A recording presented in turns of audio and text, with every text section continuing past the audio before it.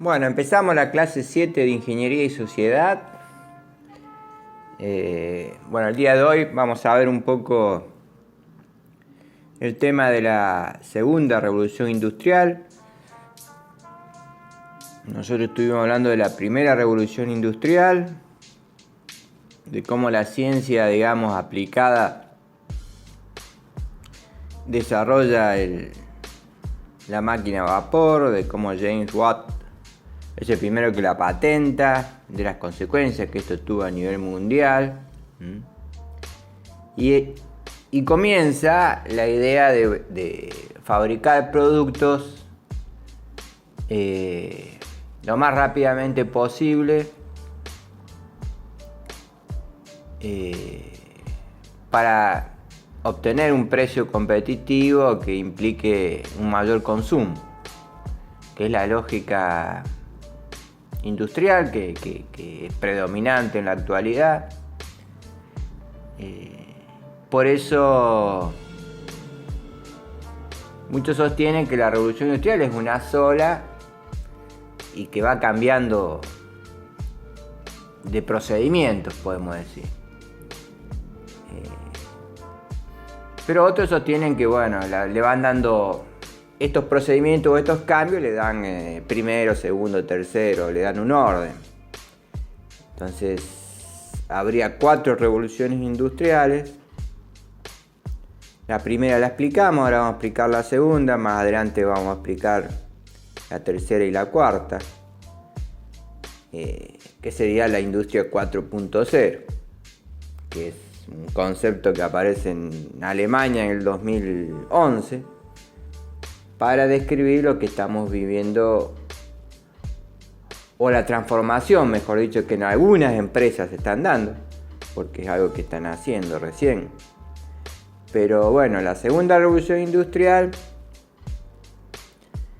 empieza a fines del siglo, o en la segunda mitad, como muy temprano del siglo XIX, allá por 1860, 70, y significa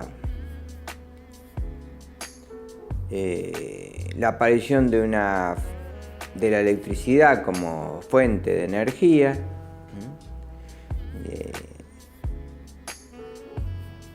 Antes solamente teníamos, digamos, el carbón mineral o coque para las máquinas a vapor.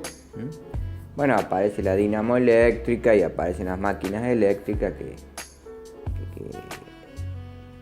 van reemplazando de a poco en las empresas, digamos, la maquinaria que existía hasta entonces.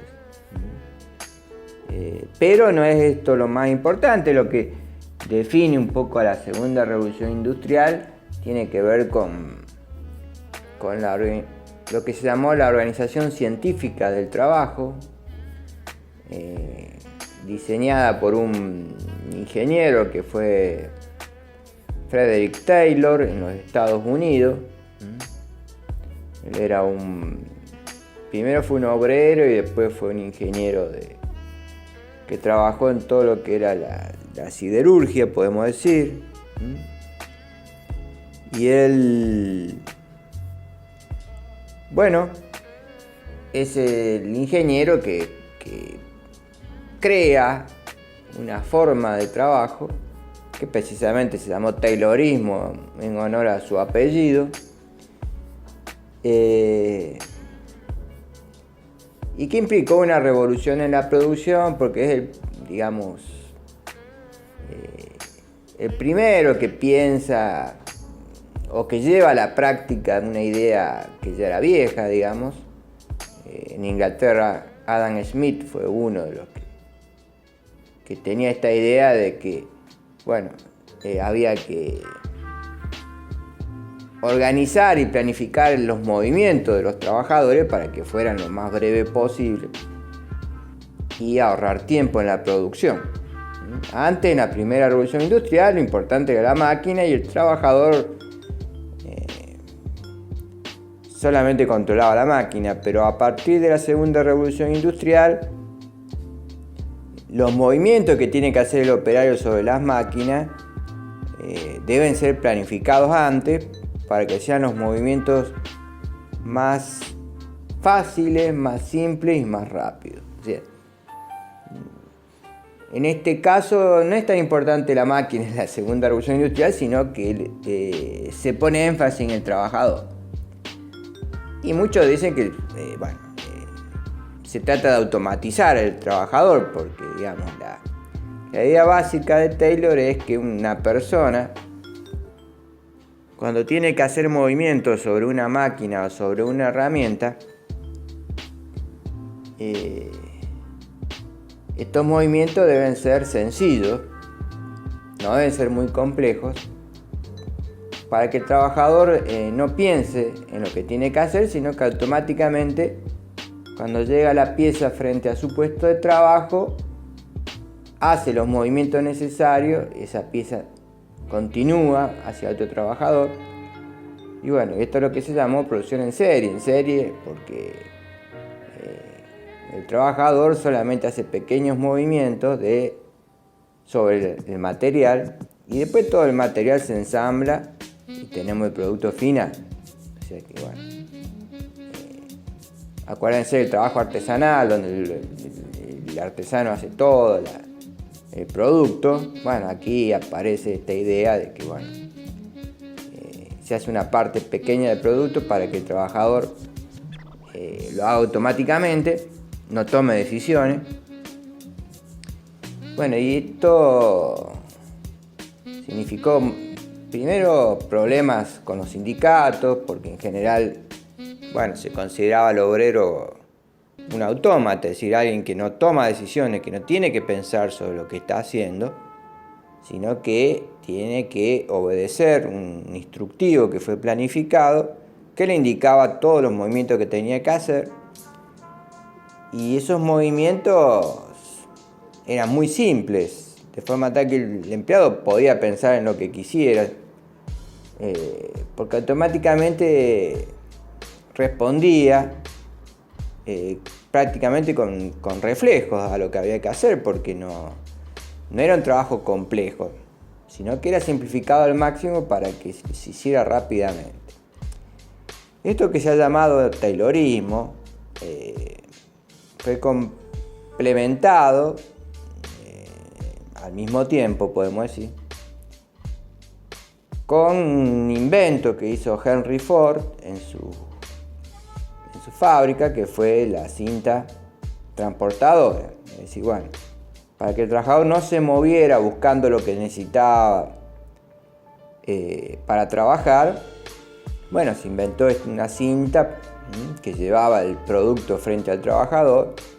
El trabajador hacía los movimientos necesarios sobre el producto y el producto seguía viaje hacia el siguiente, y de esa manera la mercadería se iba completando con la acción individual de cada empleado, que hacía una pequeña parte de esa mercadería. Luego se ensamblaba todo esto y teníamos el auto. El primer auto creado así fue el famoso Ford T. Muchos dicen que Henry Ford le puso T a su modelo por Taylor, no está comprobado eso. Pero ya por 1906, 1910, tenemos ya los primeros modelos de este auto, que bueno, valía unos $400. Era un auto sumamente barato. Y bueno, fue el primer auto masivo en ser consumido. Antes los autos eran objetos de lujo. Pero bueno, la idea de Henry Ford era que cada familia norteamericana tuviera un Ford T. Muchos decían que bueno, que era un empresario loco, porque normalmente las familias no consumían autos porque era muy caro y por lo tanto no era una necesidad. Y bueno, él decía, yo voy a crear el producto y voy a crear la necesidad de comprar ese producto. Entonces bueno, esa es la idea de que ahora ya no existe, que era tener mucho stock y producir mucho para abaratar los costos y que mucha gente lo pudiera comprar. Y Y bueno, esto significó una revolución en el sentido de que aparece en el mercado un producto de consumo masivo y se desarrolla en los Estados Unidos la industria automotriz, digamos. Sobre todo en las empresas ahí, la ciudad de Chicago era el lugar, digamos, donde las empresas automotrices empiezan ya a desarrollar este invento, podemos decir. Bueno, es un caso, digamos, el invento del automóvil en realidad, el primer motor, digamos, digno de explosión interna, digno de tal nombre, lo hizo Benz en Alemania. Pero bueno, no fue Alemania la patria, digamos, de la industria automotriz, sino que fueron los Estados Unidos. En este caso, digamos, el desarrollo del invento se hizo en los Estados Unidos, por más que la patria del invento haya sido Alemania. Esto tiene que ver con que, bueno, un poco lo vimos con Galileo Galilei, los descubrimientos, las invenciones se desarrollan en las sociedades que le dan impulso y que los estimulan. Yo puedo ser muy creativo, pero si mi sociedad no da el apoyo a través de incentivos, reconocimientos, posibilidades materiales, bueno, ese invento se va a desarrollar en otro lado donde sí tenga esas condiciones. ¿Qué quiere decir esto? Que no hace falta, digamos, o mejor dicho, no es solo necesario la creatividad en una sociedad, sino que esa sociedad tiene que también apoyar el desarrollo creativo para que esto entre en un proceso que se llama de difusión. Una innovación que es, bueno, un cambio, y la difusión es cuando esa sociedad se beneficia con esos cambios, digamos, ¿no? Bueno, ese proceso se llama difusión. Y bueno, la difusión en este caso del transporte automotor se dio en los Estados Unidos, y a partir de allí, digamos, tenemos la idea del auto popular, que es que todo el siglo XX, digamos, tuvo sus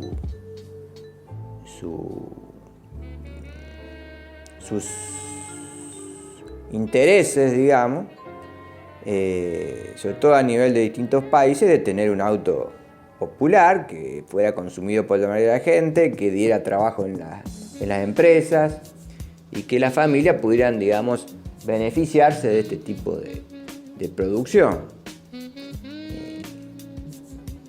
En la década del 20, por ejemplo, aparece en Alemania una industria dedicada a esto, que es existe actualmente, el Volkswagen. Volks significa pueblo en alemán, Wagen auto, el auto del pueblo, Volkswagen. Bueno, con el famoso escarabajo, digamos, es un intento también de hacer un auto popular que fuera consumido por la mayoría de la familia, que fuera barato, fácil de hacer. Bueno, el 500 y después el 600 en Italia con la Fiat es la misma idea, un auto simple, pequeño, barato, noble, digamos, y con un precio accesible. Entonces, estas ideas de Henry Ford se hicieron populares en todo el mundo, ¿no? En todo el mundo. Y esta idea de una cinta transportadora, digamos, que lleve la mercadería entre los distintos operarios y que el operario haga un pequeño movimiento, bueno, es el sistema de producción fordista, taylorista, que, bueno, prácticamente todo el siglo XX estuvo marcado por esta idea en la producción. Por eso se lo llama la segunda revolución industrial. Hoy mismo hay todavía empresas que tienen este sistema de producción, por ejemplo los frigoríficos, donde, bueno, la carne es trozada, después limpiada, empaquetada a través de una cinta transportadora que pasa frente a los operarios, digamos, ¿no? De hecho, las primeras empresas en Argentina que aplican este sistema son los frigoríficos, digamos, norteamericanos, que como vimos nosotros en las clases anteriores, son una de las primeras industrias que aparecen en el país ya a fines del siglo XIX y principios del siglo XX. Bueno, ahí ya tenemos, digamos, el taylorismo y el fordismo en nuestro país, digamos, ¿no? Pero bueno, esto,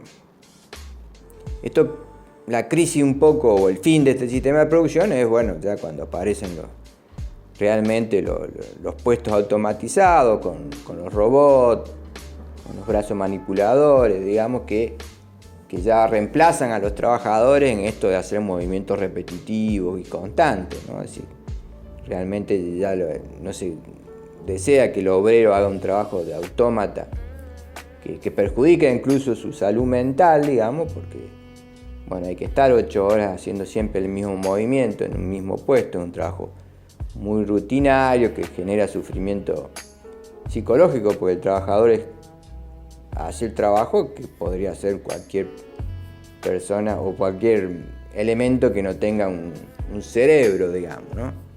Por eso lo hacen también los autómatas, ¿sí?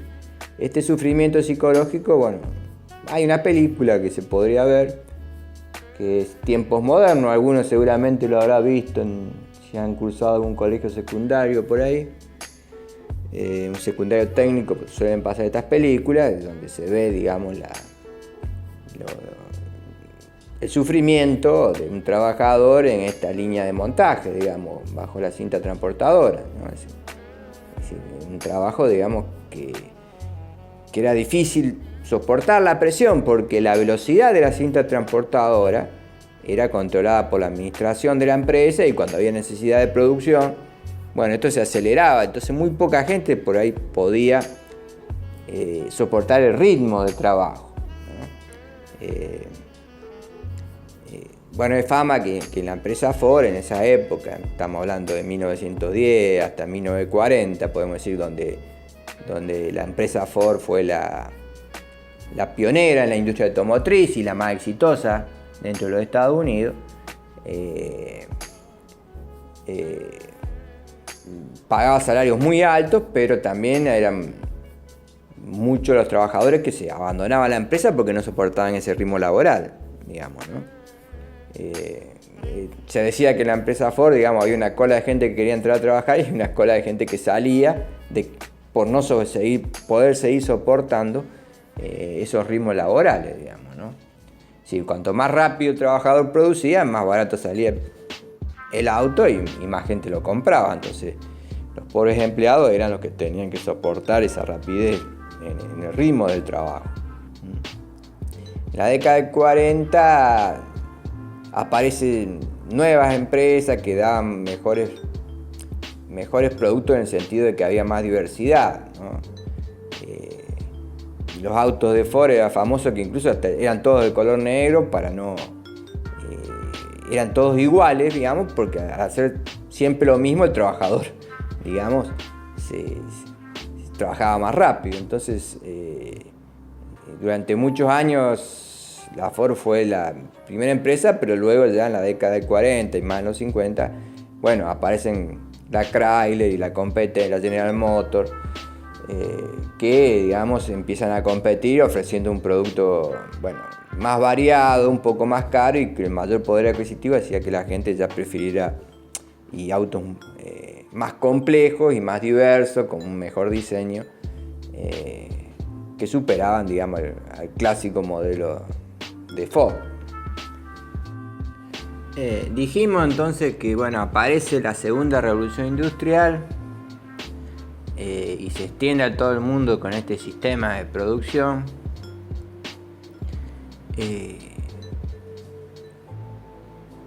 Incorporando la electricidad como fuente de energía también, con las nuevas máquinas que aparecen. Ya la máquina a vapor empieza a hacer cosas del pasado, digamos, ¿no?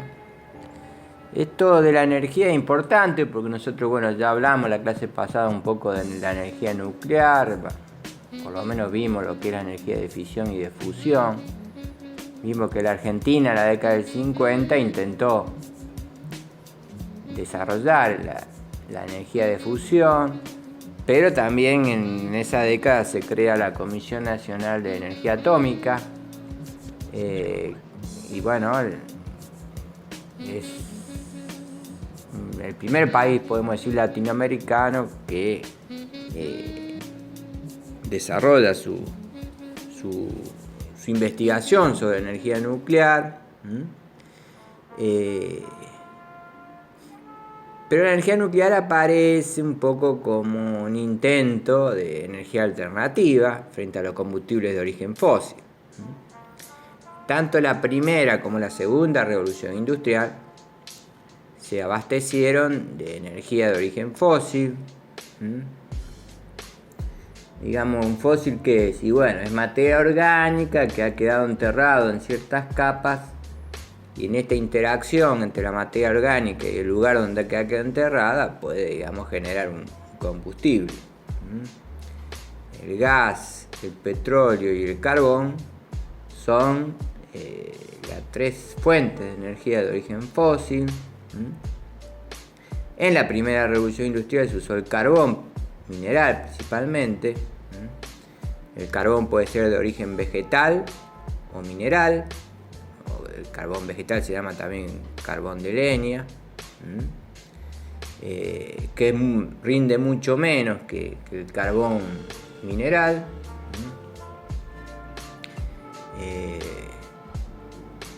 Y a partir de la segunda revolución industrial aparece el petróleo reemplazando al carbón, y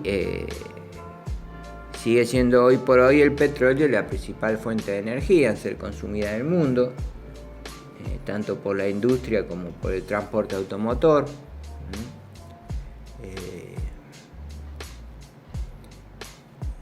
Pero bueno, en la década del 70 se dan las crisis mundial del petróleo, que hace que aparezca la necesidad de buscar fuentes alternativas de energía. Más concretamente, en 1973 es la crisis mundial del petróleo, que es una crisis producida por los países árabes, digamos, que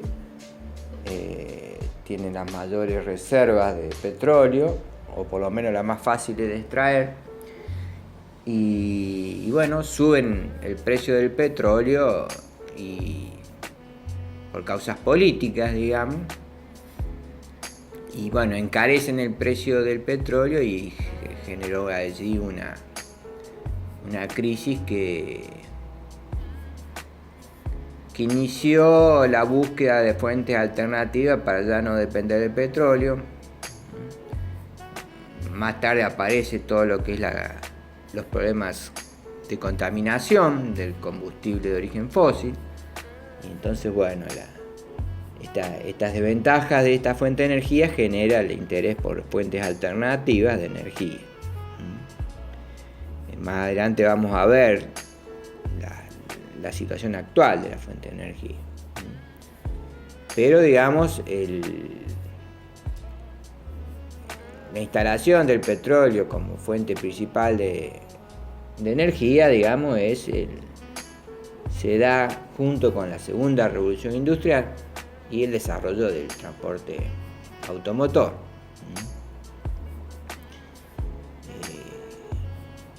Hoy por hoy, digamos, la idea de seguir consumiendo petróleo, bueno, está cuestionada por la contaminación que genera. Esa contaminación afecta al planeta y afecta a las personas. Y por, digamos, la desaparición en el futuro de esta fuente de energía, porque es un recurso no renovable. Algún día el petróleo será tan escaso que, bueno, que va a generar un precio que va a obligar a buscar otras fuentes más baratas de energía. Pero bueno, en la segunda revolución industrial esto no era un problema, el petróleo era abundante, el tema de la contaminación no era, digamos, un problema todavía, y bueno, eso hace que aparezca como una fuente de energía muy económica, con mucho rendimiento, muy fácil de conseguir. Y bueno, y todo esto hizo que el petróleo se afianzara como la principal fuente de energía. Bueno, como decíamos entonces, la segunda revolución industrial se expande de los Estados Unidos al resto del mundo a través de este sistema taylorista, fordista de producción. La población se benefició en el sentido de que la rapidez hizo que los productos que antes eran inaccesibles empiecen a ser consumidos masivamente. Y bueno, y esto generó, digamos, una revolución que se ha dado a llamar la segunda revolución industrial. También generó muchos problemas a nivel sindical, porque hubo resistencia por parte de los sindicatos sobre este tipo de producción, digamos. Es decir, la idea de los empleados era resistir básicamente trabajando todo al mismo ritmo para que no ese ritmo tan infernal que impuso Ford en sus empresas, bueno, no pudiera ser implementado, digamos, ¿no?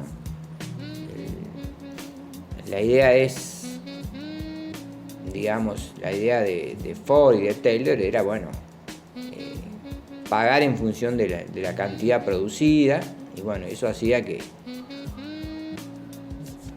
si no se ponían todos los trabajadores de acuerdo, digamos, se iba a hacer muy difícil para los empleados seguir esos ritmos infernales, digamos, de producción. Por eso, digamos, la resistencia fue, por parte de los sindicatos y los empleados, ponerse todos de acuerdo y trabajar todos al mismo ritmo, de forma tal de que ese ritmo fuera suficientemente saludable,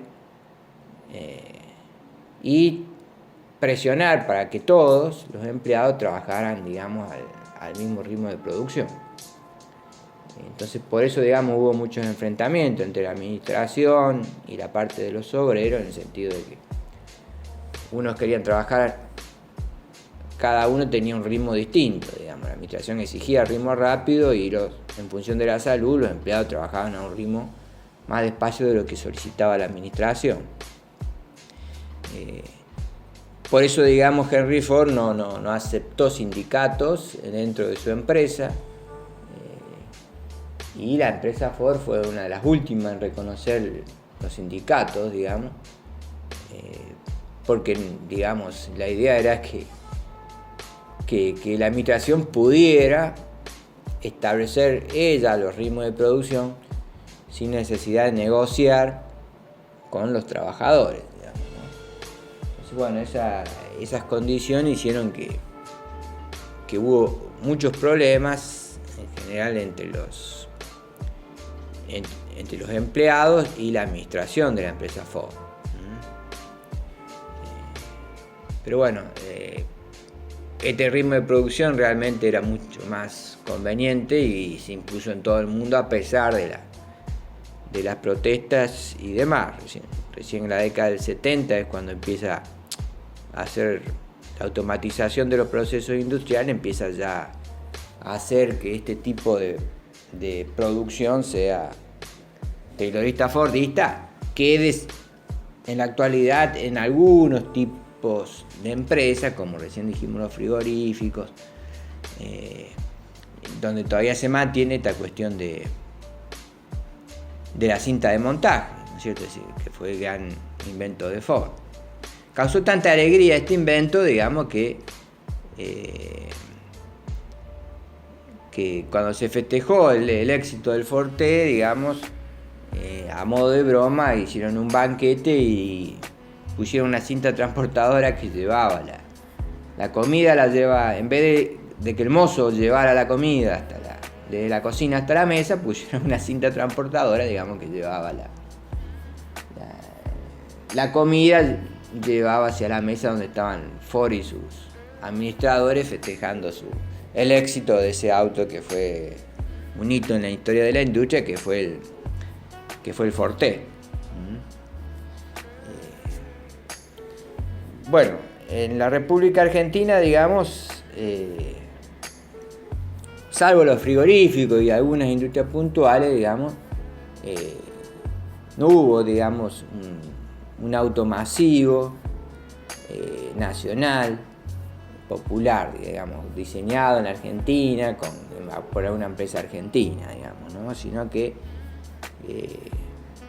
como nosotros vimos, la Argentina no consideró importante ni la primera ni la segunda revolución industrial, porque la Argentina, digamos, su riqueza estaba basada ya en los cereales y en las carnes, y bueno, el pensamiento del desarrollo industrial es muy tardío en nuestro país. Recién en la década del 40 aparece la idea de que la Argentina debería tener un desarrollo industrial como una fuente de riqueza, digamos, junto a los productos agrarios, podemos decir. En la Argentina hubo un intento de un auto de una empresa nacional, que fue el Ditela, la empresa Ditela, que fue llamada Siam Ditela. La empresa Siam, que pertenecía, digamos, a la familia Ditela, que todavía existe, bueno, diseñó un auto que fue el Siam Ditela, que ese sí era un auto de diseño nacional, fabricado por una empresa nacional, pero que, bueno, no llegó a ser un auto muy masivo ni popular. Pero quedó en la historia, sí, como el primer auto, podemos decir, hecho por una empresa privada nacional, que no es una copia de un modelo extranjero.